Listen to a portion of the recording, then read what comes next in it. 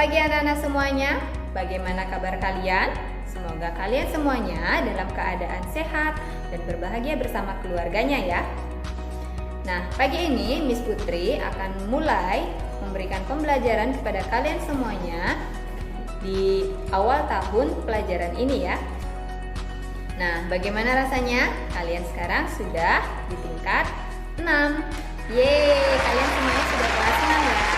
Di kelas 6 ini, Miss harap kalian belajar dengan lebih giat lagi karena sebentar lagi waktunya tidak banyak ya untuk kelas 6, jadi sebentar lagi kalian akan mengikuti ujian ya. Miss harap kalian tetap enjoy dan tetap bersemangat dalam mengikuti pembelajaran. Oke, Miss yakin kalian sudah tidak sabar untuk mengikuti pembelajaran hari ini.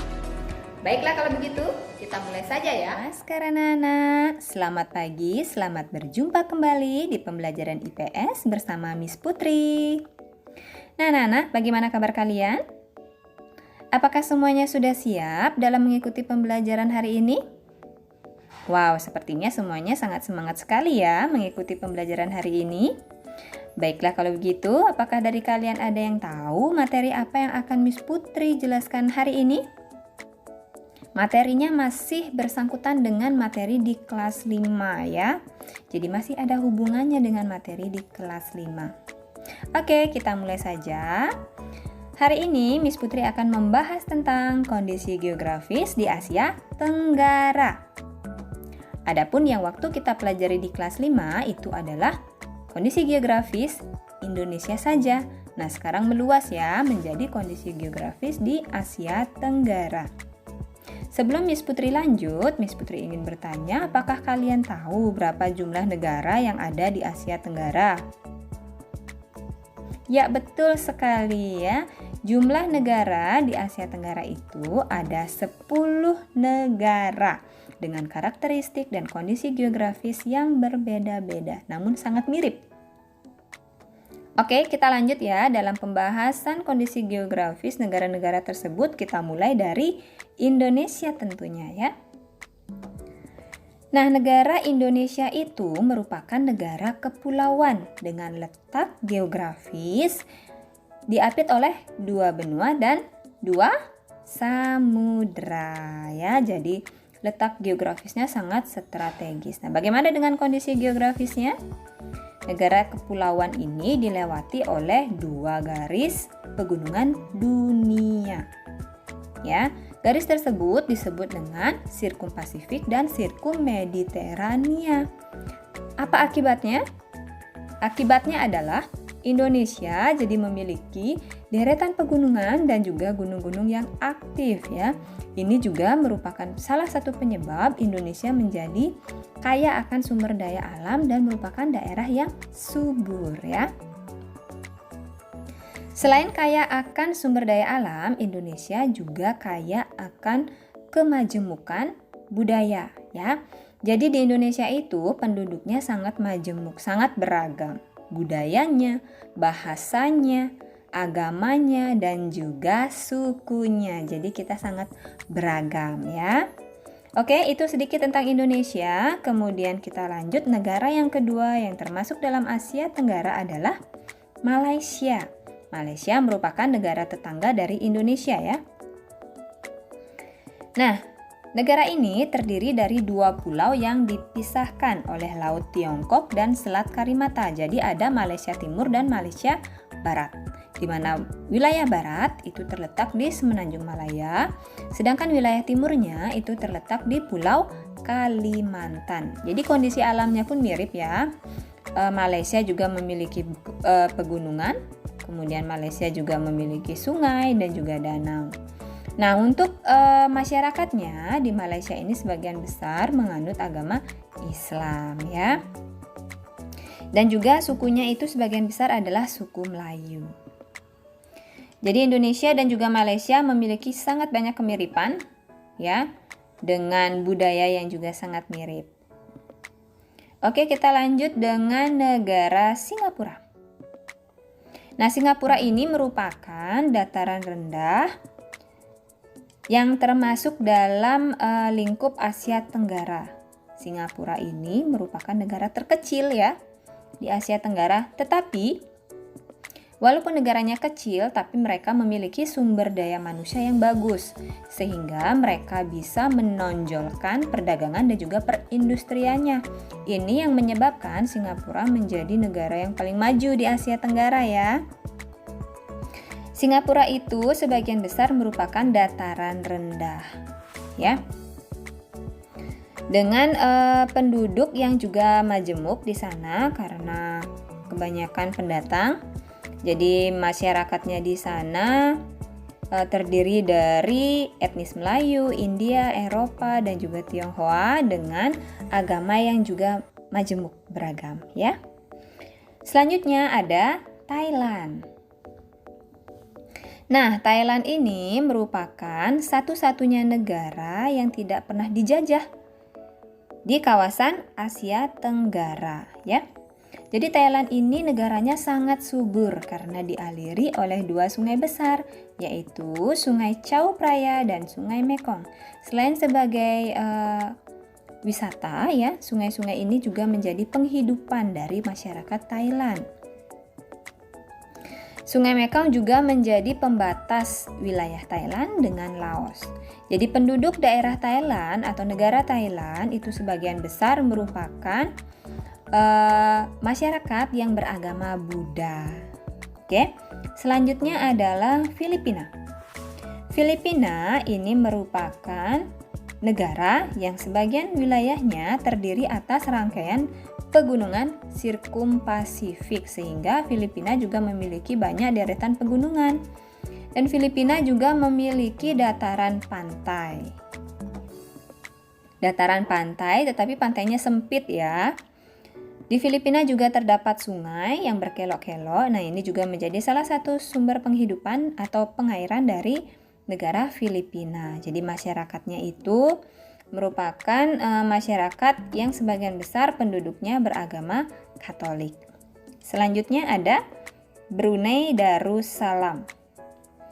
Nah, Brunei Darussalam ini merupakan negara yang terdiri dari dataran rendah, pantai, dan juga perbukitan ya. Jadi Brunei Darussalam juga memiliki atau dilewati oleh sungai terpanjang yang disebut dengan Sungai Belait ya. Di Brunei Darussalam komoditi ekspor yang utama itu adalah minyak bumi. Jadi itu yang menjadikan Brunei Darussalam menjadi negara yang sangat kaya ya. Masyarakatnya itu sebagian besar adalah etnis Melayu dengan agama Islam. Selanjutnya adalah Vietnam. Vietnam ini merupakan negara dengan kondisi alam yang bervariasi. Dia memiliki bukit, gunung, hutan, dan juga dataran rendah. Jadi hutannya lebat. Vietnam merupakan salah satu negara yang subur ya. Oke, di Vietnam sebagian besar penduduknya merupakan etnis Qing dengan agama Buddha. Oke, selanjutnya setelah Vietnam ada Laos. Laos ini merupakan negara tanpa pantai. Jadi tidak ada pantai di Laos ya. Kalau kalian tinggal di Laos dan kalian ingin ke pantai, kalian harus ke luar negeri. Ayo. Nah, bersyukur ya kalau kita di sini banyak banget punya pantai. Jadi setiap daerah rasanya punya pantai kalau di Indonesia. Kalau di Laos, satu negara tidak ada pantai ya nak. Tetapi di Laos itu terdapat gunung-gunung dan juga hutan tropis yang lebat. Jadi sudah bisa dibayangkan bahwa Laos itu merupakan negara yang subur. Karena apa? Dilewati oleh Sungai Mekong yang mengalir dari wilayah barat daya sampai ke arah tenggara. Oke, di Laos ini penduduknya itu sebagian besar menganut agama Buddha ya. Nah, anak-anak, kita lanjutkan lagi dua, ada negara apa saja? Ya, ada negara Myanmar dan juga Kamboja. Mulai dari Myanmar ya. Myanmar ini adalah negara yang berupa dataran rendah dan pegunungan ya.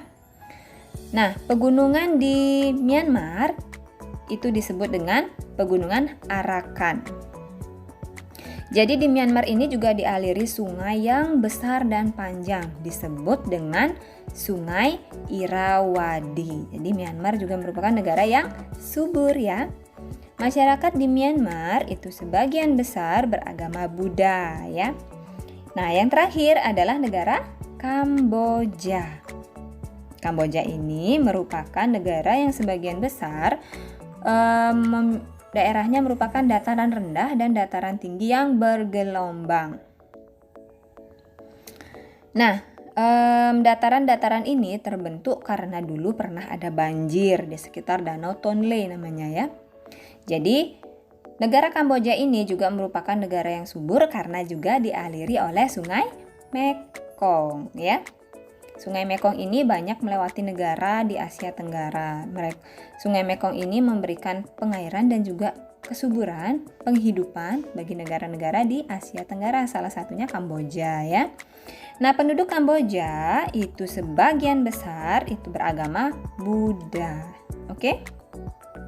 Nah, itu penjelasan Miss Putri tentang negara-negara di Asia Tenggara dan kondisi geografisnya ya.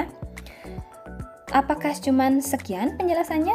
Oh tidak, karena penjelasan dari negara-negara ini sangat banyak. Miss Putri sudah merangkum sampai mengambil yang kecil-kecil, maksudnya yang penting-penting saja ya. Nah, untuk berikutnya Miss Putri sudah menyiapkan video untuk kalian ya, agar kalian bisa memahami materi ini lebih dalam lagi ya. Oke? Mari kita simak video ulasan materi berikut ini. Happy watching student!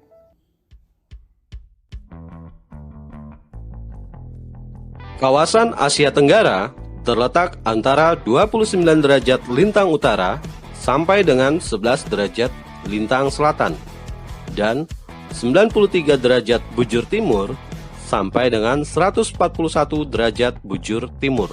Batas wilayah kawasan Asia Tenggara. Sebelah utara berbatasan dengan Cina dan Laut Cina Timur. Sebelah timur berbatasan dengan negara Papua Nugini dan Samudra Pasifik.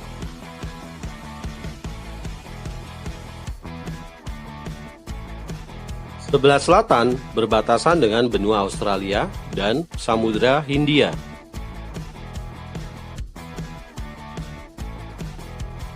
Sebelah barat berbatasan dengan Samudra Hindia, Teluk Benggala, Laut Andaman, dan Bangladesh. Secara geografis, Asia Tenggara dibagi menjadi dua bagian, yaitu daratan dan kepulauan.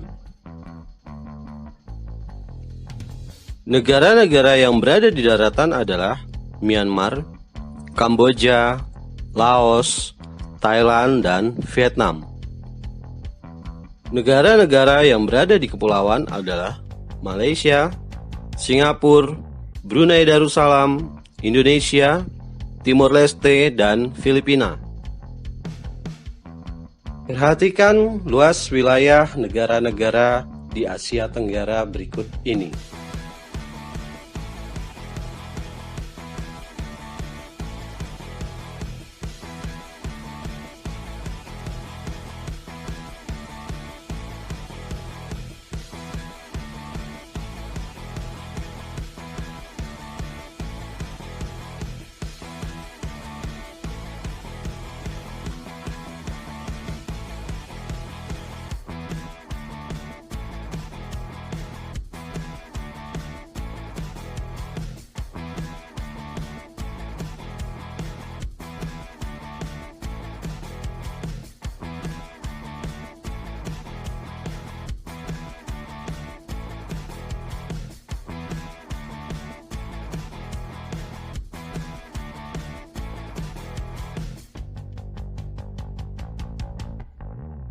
Letak geologis Asia Tenggara.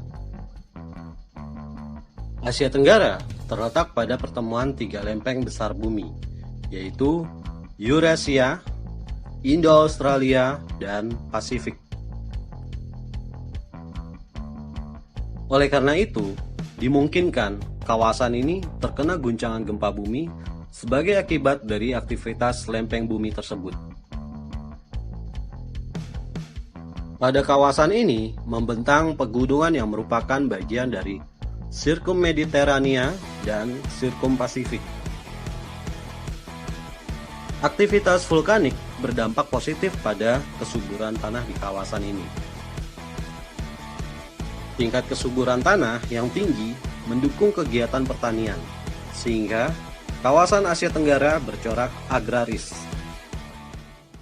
Nah, anak-anak, demikian materi untuk hari ini. Bila ada dari kalian yang ingin bertanya, silahkan hubungi Miss Putri lewat nomor WA. Bisa ditanyakan langsung ke walinya masing-masing ya. Miss Putri tutup dengan namaskar.